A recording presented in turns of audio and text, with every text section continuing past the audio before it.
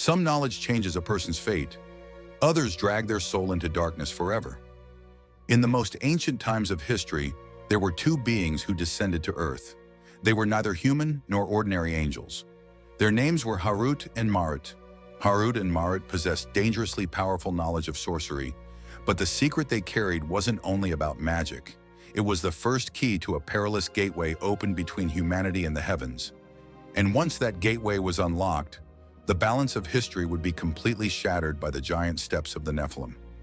So, did this dark knowledge truly disappear? Or does it still live on in certain minds?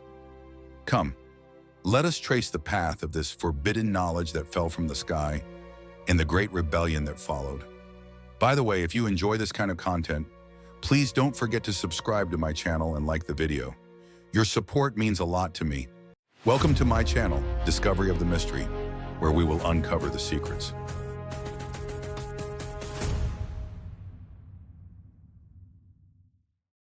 In the ancient times of history, two angels' names were whispered throughout the heart of Babylon, Harut and Marut. They were not the bearers of an ordinary duty, but the carriers of a great trial for humanity.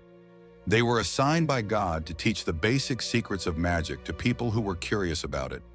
But this knowledge was not easily shared. Harut and Marut would not utter a single word without giving the following warning to every person who approached them. The price of this knowledge is hell. Only if you accept this can you learn. The story of Harut and Marut is not only found in Islamic culture, it reflects a deep archetype that carries similar traces in Jewish and Christian traditions as well. In all three major Abrahamic faiths, these beings appear as figures who deliver forbidden knowledge to humans. This knowledge is not a matter of mere curiosity, but is part of a divine test. The stories explicitly mentioned in the Holy Book of Islam, the Quran. The verses state that magic was taught to people and that this knowledge was sent down through two angels named Harut and Marut. But the most striking part of the verse is this: they would teach nothing to anyone without first saying, "We are merely a trial. Do not fall into disbelief by practicing magic." This knowledge was a test, and sadly, most who encountered it ignored the warning of hell and pursued this forbidden wisdom. Over time, through the use of this magic, people destroyed families, ruined relationships, and sowed discord between husbands and wives. Everyone who learned this magic knew that in the afterlife, it would bring them no reward. Yet they continued down that path, heedless of the ugliness of what they were sacrificing their souls for. The story of Harut and Marut is one of the oldest examples, showing how humans can become blind in the face of their desires. According to some ancient sources, the descent of these two angels to earth was a result of their own words. The angels, having seen the sins of humans, had said, "If we were in their place, we would not commit such evils." In response, God granted them limited free will and sent them to earth to behave as humans. But their words gave birth to their own test. Over time, they too were drawn into sin like humans and were punished as a result. Their punishment was to hang upside down in a dark cave on earth until the day of judgment. Yet their mission was not over. They continue to teach magic to anyone who accepts the curse. The exact location of this cave is unknown, but some scholars believe it lies hidden between two mountains in the region of Damascus. However, this cave is not a place that just anyone can visit. Only those who have reached an advanced level in the knowledge of magic, even those who have made contact with jinn, can find it. The path to them is usually revealed through jinn or other metaphysical beings. According to legend, a magician, following the advice of his master, embarks on a 20-day journey toward Damascus. Along the way, he meets many people, and eventually an old woman who writes talismans tells him where the cave is. At the cave's entrance, there are bushes. As the magician clears the bushes, a voice is heard from inside. "Who is there?" The magician states his name and his father's name. When he enters, he encounters two giant beings hanging upside down from the ceiling. Realizing they are Harut and Marut, they ask him what he wants to learn.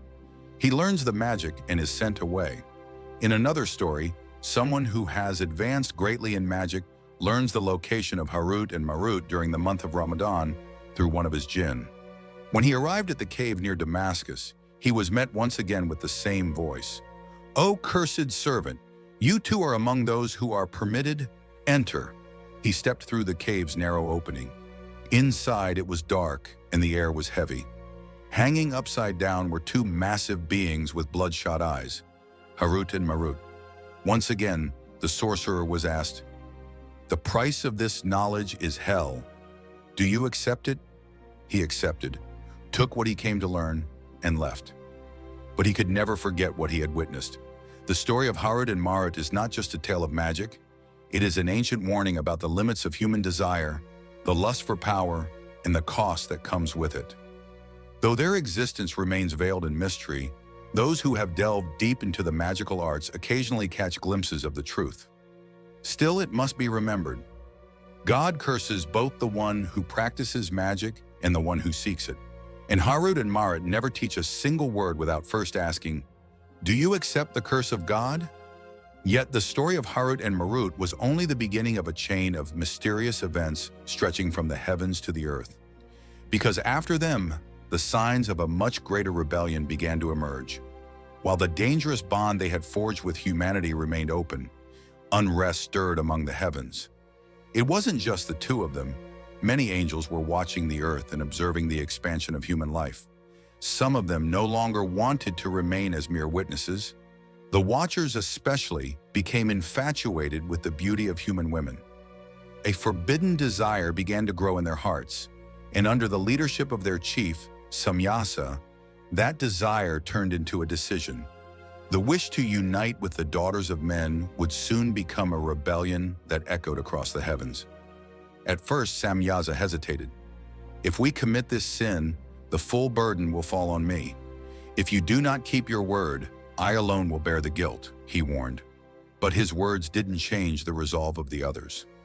200 Watcher angels gathered on Mount Hermon and swore an oath, binding their fates together. That oath marked the beginning of a rebellion that would shatter the divine order. The angels descended to earth and began lives among humans. But this was far from a simple love story. The children born from the forbidden union between the Watchers and human women were called the Nephilim, giant beings who were vastly superior in strength and intellect compared to ordinary humans. Armed with forbidden knowledge from their angelic fathers, the Nephilim changed human life forever. According to the legends, the Nephilim destroyed crops, killed livestock, and enslaved human communities. When humanity could no longer feed them, they turned on both humans and each other.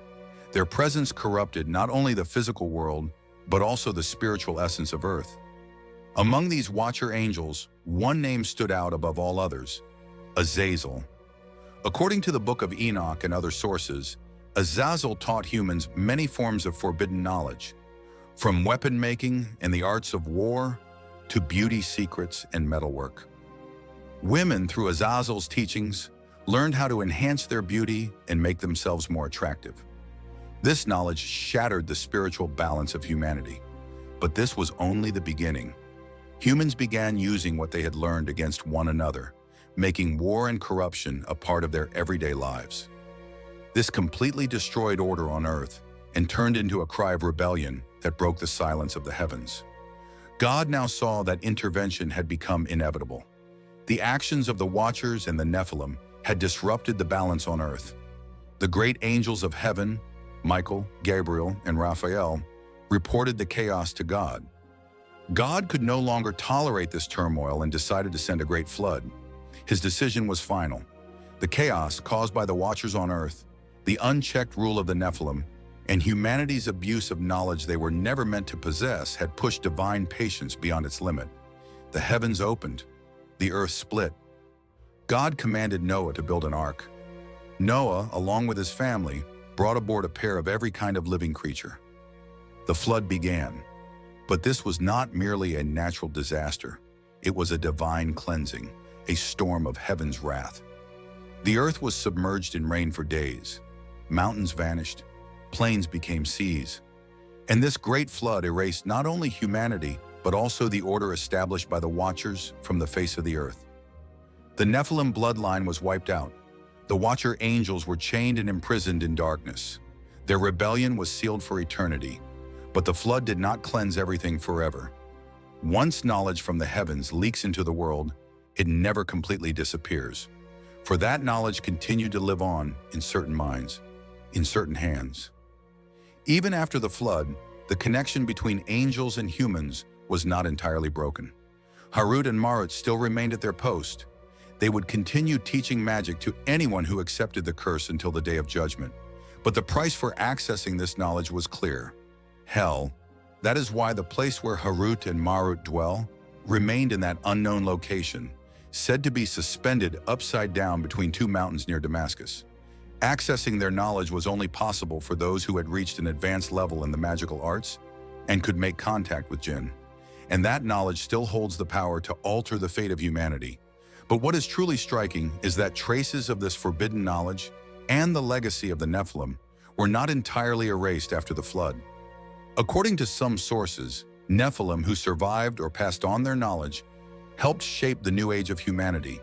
The rise of ancient civilizations was made possible through the guidance of these hidden hands.